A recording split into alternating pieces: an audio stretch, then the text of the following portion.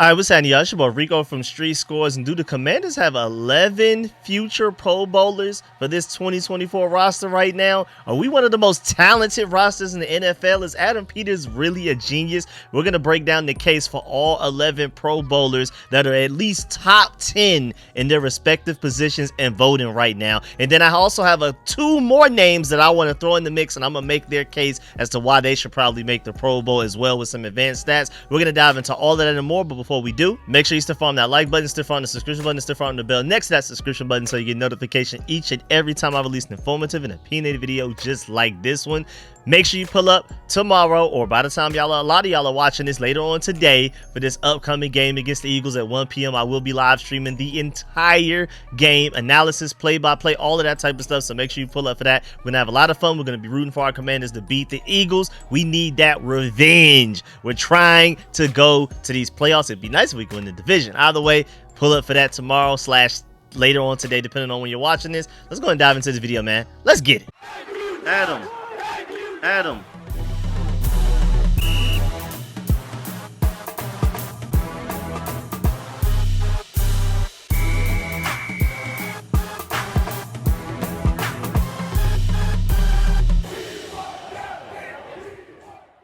All right, so let's just go ahead and get this out the way first. Just off of fan voting alone. Now, you know, we still got to wait for the coaches and everything like that, executives. But right now, fan voting wise, Jayden Daniels is third overall out of all quarterbacks and the #1 voted quarterback out of the entire NFC. That's including Jalen Hurts. That's including Jordan Love. Whatever quarterback you want to throw in there, Jayden Daniels has the most votes out of any quarterback in the NFC, and the only quarterbacks that have voted higher than him, period, including the AFC, are Josh Allen and Lamar Jackson right now. Terry McLaurin is the 4th highest voted wide receiver. Center Tyler Biadasz is 8th at his respective position. Linebacker Dante Fowler, technically like an edge rusher, but I think he's considered an outside linebacker, technically an off-ball linebacker. He's 5th. Frankie Louvu as a linebacker is 6th. Safety Jeremy Chin is 8th out of all safeties. Special teamer Jeremy Reeves is 6th out of all special teamers. Inside linebacker Bobby Wagner is 4th out of all linebackers. Zach Ertz is 10th out of tight ends. Long snapper Tyler Ott is 8th out of all long snappers, and then Austin Eckler is 9th out of all running backs still, even with all of the games he's missed with all of the injuries that he's sustained. Now let's start with Jayden Daniels. I don't want to spend too much time here because I'm still working on this stats video for the Commanders Kings YouTube channel. Make sure you pull up for that. I'm gonna have that out before this upcoming game against the Philadelphia Eagles. Make sure you check that out. I'm gonna have stats for every single position group and everything like that. Some really notable stats for the Commanders. So just a sneak peek. First of all, let's go ahead and acknowledge the fact that Jayden Daniels is not only 3rd out of all quarterbacks in fan voting right now, he's 8th out of all players, period, right now. Out of all players in the entire NFL, Jayden Daniels is 8th in Pro Bowl voting. I just wanted to make sure we included that.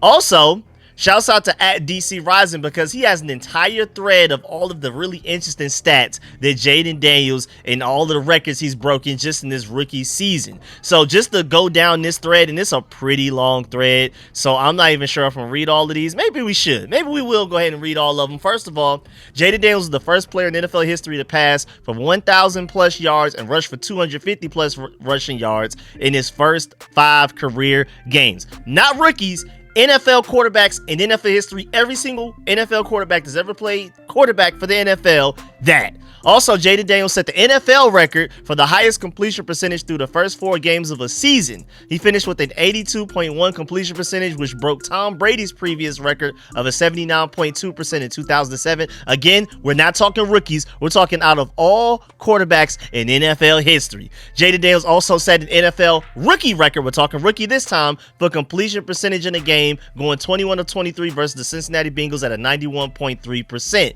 Then also, Jayden Daniels became the first quarterback in NFL history, not rookies, all quarterbacks ever, to have a consecutive game with a completion percentage of 85% or higher for both games, combined 47 out of 53.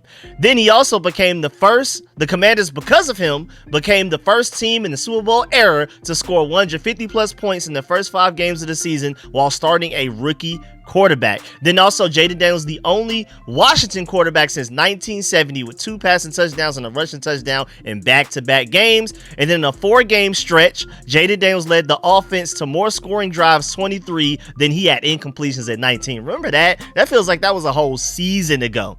Also earlier in the season, Jaden Daniels led the Commanders to 16 straight scoring drives, excluding kneel downs, and not exactly sure if that's an official NFL record, but it's still an insane stat according to DC Rising. Again, this thread is all coming from at DC_Rising on Twitter.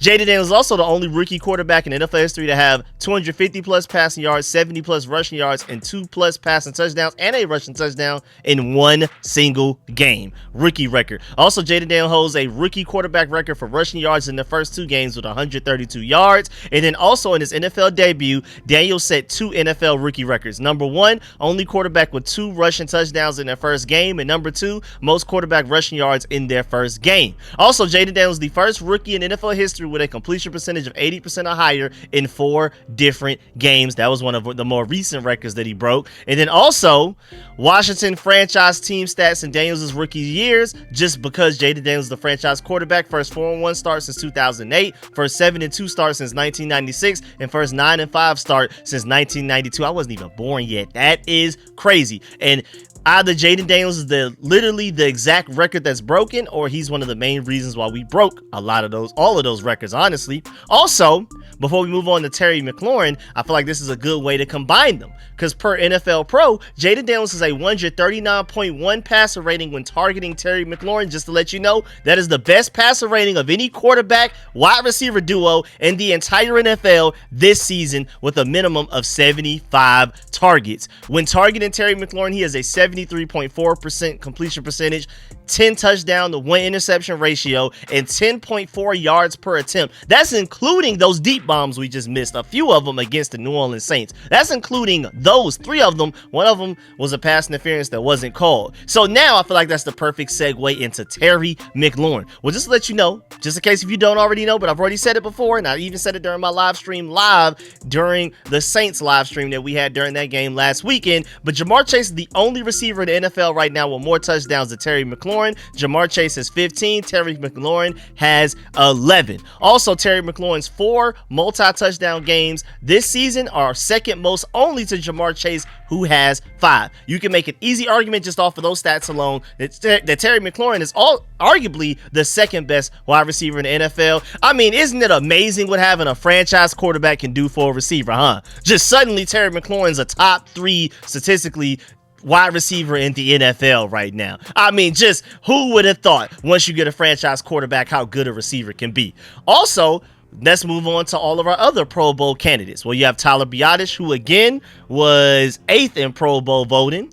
And my argument for him is, I'm not even going to bring up any stats. How about you just go and look at that Saints game that we had to play without him, and that should tell you everything you need to know about how important he is for this offense. That's one of the very few times I've ever even seen Jaden Daniels upset. Ever. Like on the field, off the field, helmet on, helmet off. That's one of the very few times I've ever seen Jaden Daniels upset. He was so upset with Michael Dieter, our backup center, even on a play where he juked out 4 Saints defenders and scrambled for 24 yards on a 3rd and 14 or something like that. Like an amazing play, like a Hall of Fame highlights. When he goes into the Hall of Fame, that's going to be one of the main plays that shows him his highlights. He couldn't even enjoy it. He was too busy being mad at the backup center, Michael Dieter, for even forcing him to have to go into Superman mode to be able to create that first down.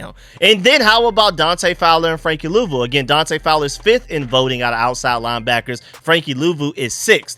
Well, we could just go straight to the sack leaders in the NFL. Dante Fowler's tied for 12th. Frankie Louvu's tied for 16th. But at the same time, Dante Fowler has a pick 6. Frankie Louvu has done a lot more than just go after the quarterback in sacks. I mean, his pressure numbers are insane. His solo tackles are insane. He's an off-ball linebacker, edge rusher hybrid type of guy. So he's had a large impact even beyond just the sack totals that he's put up. So you also need to acknowledge Frankie Louvu for that. Both of those guys deserve to be where they are in the voting And then also Jeremy Chin. How about him as safety? Again, just to remind you, 8th out of all safeties in the NFL in fan voting right now. Same logic as Tyler Biadasz. I'm not going to bring up any stats. Just go back to that Saints game after Jeremy Chin was knocked out by Derek Forrest, and then just go watch the last 7 minutes in that fourth quarter in that game while Jeremy Chin is out. That'll tell you everything you need to know as well. Like, you could just tell how great a player is when they're not out there, and you could just see like, oh man, what suddenly happened? Why is our offense so bad because our starting center is gone? Why is our defense so bad now that one of our starting safeties is gone and Jeremy Chin?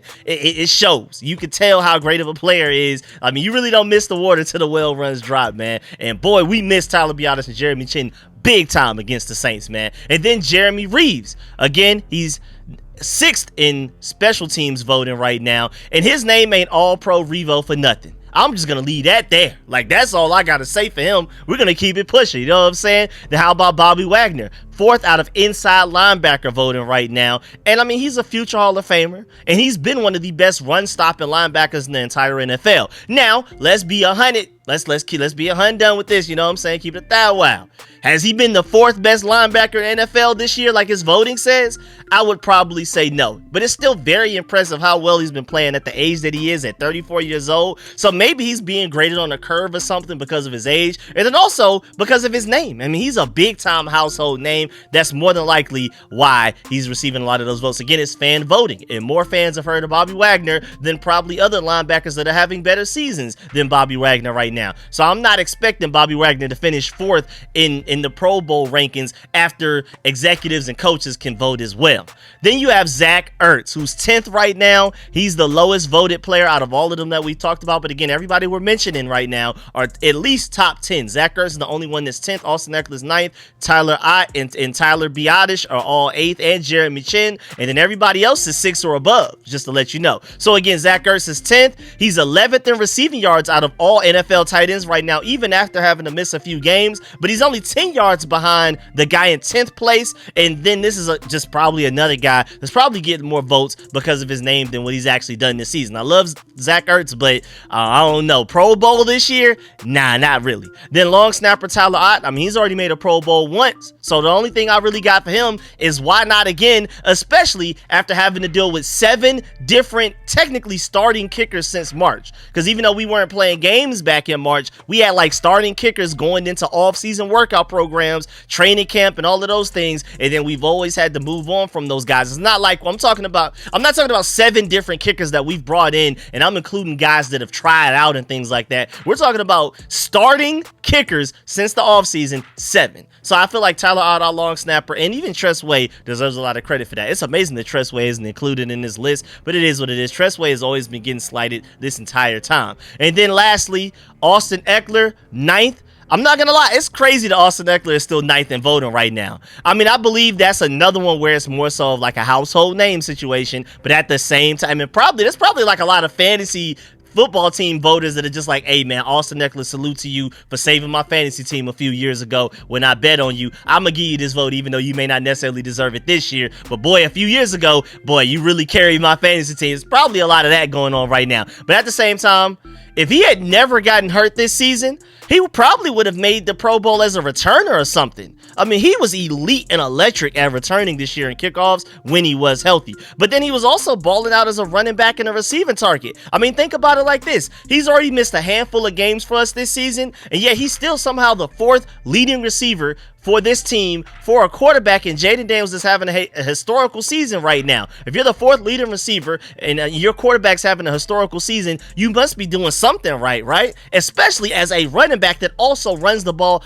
and does kickoff returns. So Austin Ekeler, without injuries, I feel like he would have deserved the Pro Bowl, but I feel like he's missed enough games to, yeah, I can see why people probably wouldn't get him in this year. Now moving on, just to let you know, the Commanders have had 10 Pro Bowlers in the last 6 seasons combined. From 2017 through 2023, only 10. And just to let you know, we didn't have any in 2023. The last time we've had a Pro Bowler was 2022, Jonathan Allen. We're going to get to that soon. But my question is there a chance that we surpass that 6-year span in just 1 season alone? Now, mind you, Now, mind you, when I say 10 Pro Bowlers in the previous 6 seasons, we have some repeats in there.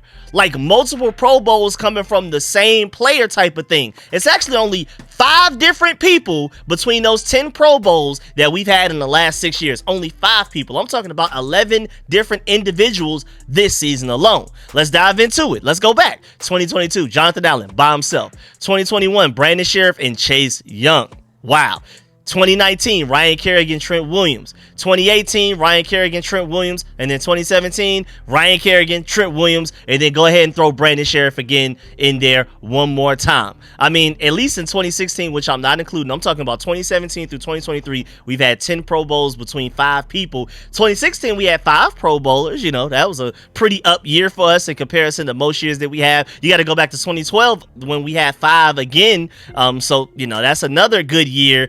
Other than that, we typically have 4 or less, usually only 2 or 1 most often. I'm still scrolling. I'm all the way down to 2000. We haven't had 5 again since. So we had 5 in 2012. We had 5 in 2016, and we haven't had 5 since, at least going all the way back to 2000. That is actually really bad, really terrible. And again, so we potentially have 11 different people right now that could potentially make the Pro Bowl. That would be crazy. Just in general, just for any NFL team in any singular season, but especially for us with the history that we've had with Pro Bowlers. And I agree with my dog Rio Robinson when he says, little off topic, but I completely agree. Shouts out to my boy Rio Robinson on Twitter for tweeting, I need Jaden Daniels at the Pro Bowl getting mixy with the league with his recruiting hat on. I completely agree. We honestly need every Pro Bowler that we send there to do the same thing, but we really need our franchise quarterback, our elite quarterback leading the NFL leading the NFC and fan voting out of all quarterbacks out there mixing and mingling and recruiting. Yes, please get those free agents the one to pull up to us in March for cheaper contracts than they would for any other team as well. Let's try to get some freely discounts as well while we're doing that recruiting. Go ahead and throw that in there, Jaden Daniels. But even though I just gave you 11 players that have real chances of making the Pro Bowl, I also personally have another 2 players that I feel like definitely deserve some strong consideration as well. Listen to these advanced stats. Let's start with rookie cornerback Mike Saversteel. Since week 6, he has the 9th highest Pro Football Focus grade out of all corners in the NFL. Since week 6, he also has 7 forced incompletions. That's tied for 7th out of all corners in the NFL. 11 defensive stops, tied for 5th out of all corners in the NFL. And 2 interceptions, also tied for 7th out of all corners in the NFL. And I feel like the reason you got to start at week 6 is because this defense not only did he not know the defense didn't know him. Remember, we drafted him to be a slot corner, and then we had to move him to outside corner out of necessity. And I think it originally started with it as experimentation. Then eventually it was like, okay, we kind of need him at outside corner. We're probably going to keep him there at least for the rest of this year. Who knows if we go and like draft or bring in a guy like DJ Reed in March or something to be another outside corner outside of Marshawn Lattimore. Then you move Mike Sanders still back to the slot. But I love him at outside corner right now, especially if you just go look at what he did against AJ Brown, Jahan Dotson, and Devonta Smith against the Eagles. I feel like that alone is enough proof that he should at least be getting Pro Bowl consideration even as a rookie. But of course, he was off to a somewhat slow start weeks 1 through 5. That's kind of not his fault. That was more so Dan Quinn and Joe Jr. trying to figure out the best way to use him. And then once they figured that out, he's been balling since. You could argue since week 6, he's been at least a top 7 corner in the NFL based on those advanced stats. But speaking of advanced stats, let's talk about our starting slot corner now that Mike Saversteel is now one of our starting outside corners, and Noah Igbenogany. He right now, remember, 24 years old. You know what I'm saying? It seems like he's been in the league for a while, but he's not that old. He's 24. I would sign him long-term immediately before this season even ends, but especially immediately by the time the season ends. But either way, right now, Noah Igbenogany, out of all corners in the NFL, 5th in yards per reception allowed, 4th in yards per target allowed, and 9th in man coverage success rate. Arguably a top 5 corner in the NFL according to the advanced statistics. So I don't feel like it's any type of crazy to say that Noah Igbenogany should probably be thrown in there as well. Now, granted, he's had his fair share of pass interferences this year, but overall, the advanced stats do not lie. We're not talking Pro Football Focus grades here. We're talking advanced stats, pure facts type of thing. Also, Before we move on, I also want to point out the fact that so far in an early awards survey that included 27 high-ranking executives from around the NFL, including 12 GMs, here's the results for the Rookie of the Year so far. Jaden Daniels is first with 13 votes. You have a Georgia dog and Brock Bowers in second with 9 votes. Brian Thomas Jr., another LSU guy. So LSU has 2 top 3 guys. That's insane, with 1 vote. And then Bucky Irvin has the other 1 vote in 4th place. Well, technically tied for 3rd with Brian Thomas. Just to let you know, Jaden Daniels right now is leading the NFL Rookie of the Year voting. And I mean, it would be insane if he wouldn't win it. That would be just a shock to me. First of all, he's won 9 Rookie of the Week awards, tying Justin Herbert and Ben Roethlisberger for the most awards since 2002. How would he not win it? How would he not? And then also in the victory against the Saints, quarterback Jaden Daniels completed 25 passes. Daniels has now completed 277 passes this season, the most by a rookie quarterback in franchise history for the Washington Commanders. But even just beyond that, let's talk about out of the entire NFL, not just Washington Commanders alone. Jaden Daniels is the first rookie quarterback and 5th player in all of NFL history to achieve a 80% or higher completion percentage in 4 regular season games. If that's not Rookie of the Year material, I don't know what is. I love my Georgia dog, Brock Bowers. I love him. I feel like in any other season, yeah, he deserves Rookie of the Year. I feel like you can make an argument that Brock Bowers should have won it other years, that like if he were drafted sooner, if he just happened to be a little bit older, then maybe he would have deserved it in other years, but he definitely doesn't deserve it over Jaden Daniels, who's setting rookie records left and right so many different ways. I only talked about a couple of them. There were even more than that we could have broken down. So Jaden Daniels definitely deserves Rookie of the Year. I mean, he's #1 in NFC Pro Bowl voting right now out of all quarterbacks,